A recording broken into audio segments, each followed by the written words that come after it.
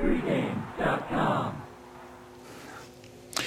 Pregame.tv, we're back. I'm Marco D'Angelo, joined with Vegas Runner.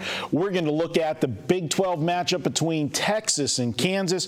VR, Kansas was in a slump, no question about it. You know, they got beat that big game against Oklahoma State, and then they went into a funk, beat by TCU. How do you get beat by TCU? But now they had their rival come to town, Kansas State. Big Monday, and all of a sudden Kansas just blows the doors off of Kansas State. Is this now, can we expect Kansas to move forward off of that win, or was it just, you know, this was their rival, it was the TV cameras, and they're going to go back to their slump? No, Kansas is a good team, man. I mean, when March Madness rolls around, Kansas is going to be one of the top teams. The only question mark with Kansas, I'm telling you, is that they only go 6 deep as far as major minutes. They may go 7 deep, 8 deep on occasion, but those next 2 guys get trash minutes, you know, when they're up 30 or down 30. So there's only 6 major contributors with Kansas. And when you play such a grueling schedule, eventually it wears on you. I think that's been their Achilles heel this season. And as good as the coach as Bill Self is, it's just hard when you have as tough as a schedule as Kansas does. I think that's been their problem.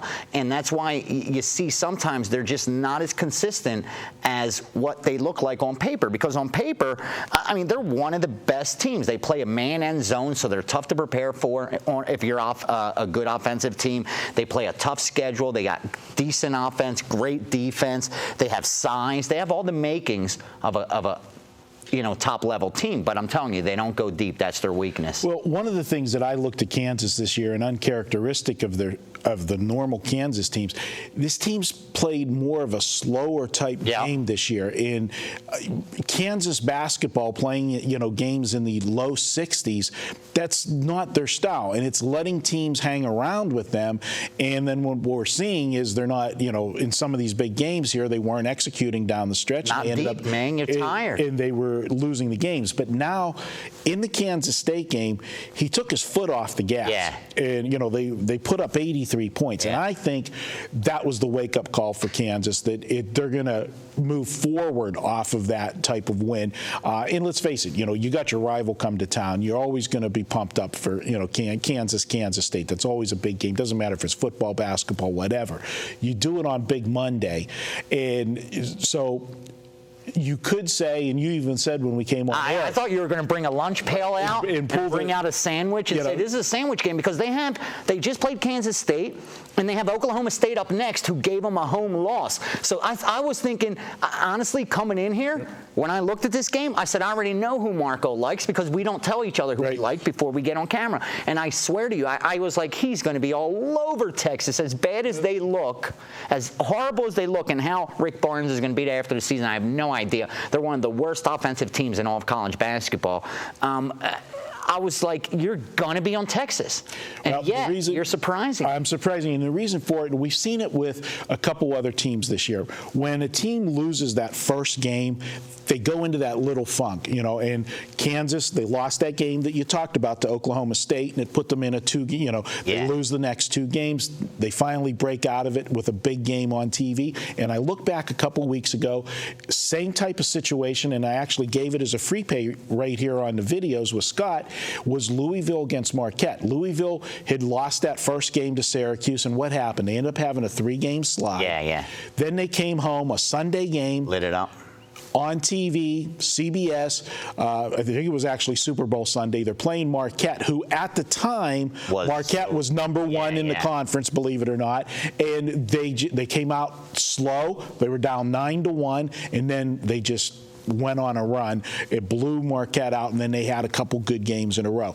I think you're going to see the same thing with Kansas here, and the fact the first time that they played, they only beat Texas by 5. So you're not going to look focused effort. You're not going to look past them. So put the sandwich away. Put the sandwich. We're not eating in this game. Well, maybe in the next one. Hey, this is my free pick. Let's make it official. All right, like I said, Kansas is the much better team. I don't like this Texas team at all. They're going to get throttled, I feel. Kansas, they got that win. It's a momentum-building win, and we've seen it before with good coach teams. They start to peak late in February to roll into March Madness. I think that was the wake-up call that Kansas needed, and I like the fact that he finally opened up the offense. Let them move the ball up and down the floor. If Kansas moves the ball up and down the floor, Texas doesn't have the athletes this year to stay with Kansas. This could get ugly in a hurry. I know it's a big number, and generally, I don't like laying double digits in college basketball, but I'm going to make the exception here. My numbers have Kansas winning by 17 or more. We've got a number much less than that, so let's go ahead and lay the wood with Kansas as our free pick. We're going to be back next, actually, with my video best bet of the week. We're going to talk about a Big East game. You know I like Big East basketball. We're going to talk UConn, right? Villanova and UConn. That's up next here on pregame.tv.